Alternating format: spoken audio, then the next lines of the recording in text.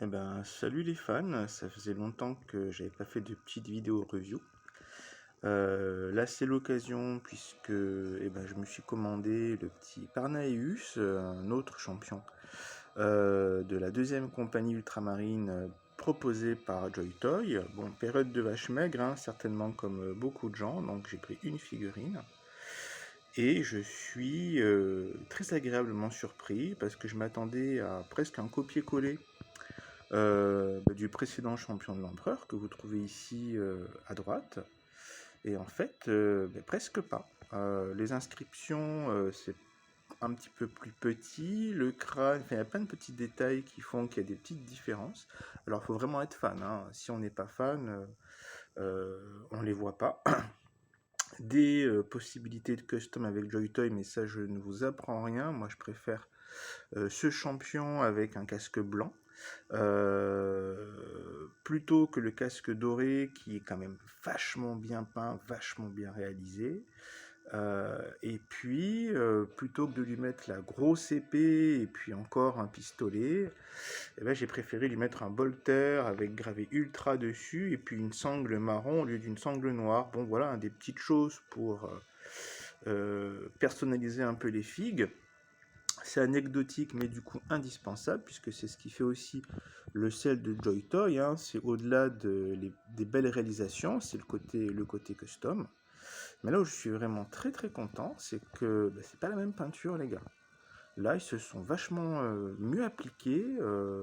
Sur le champion de l'empereur précédent, qui n'a pas de nom, voilà, hein, c'est couleur bronze pour les arêtes des épaulières et puis l'aigle impérial sur le plastron. Et là, on a un doré or de très belle facture avec des effets d'usure.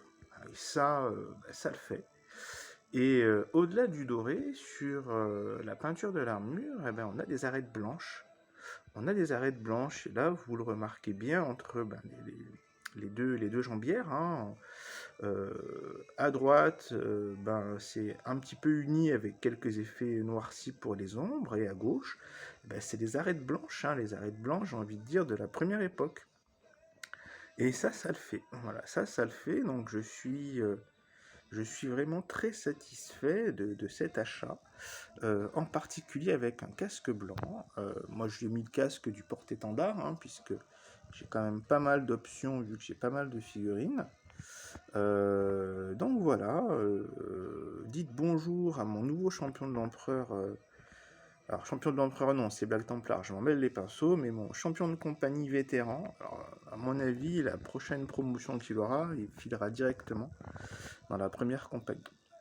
Ouais, les fans, bon, pour cette figurine, c'est tout.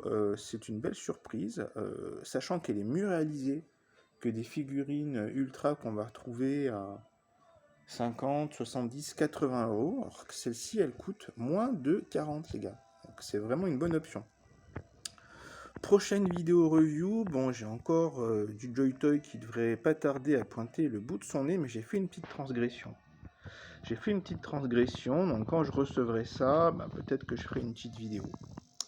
Alors une petite transgression, pas trop éloignée de l'univers Warhammer, mais quand même.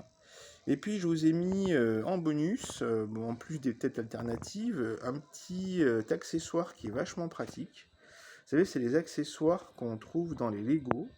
C'est pour séparer les pièces de Lego qui sont un petit peu dures. Et c'est l'idéal.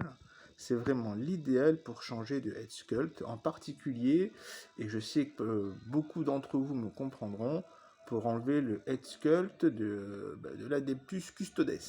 Allez, salut les fans.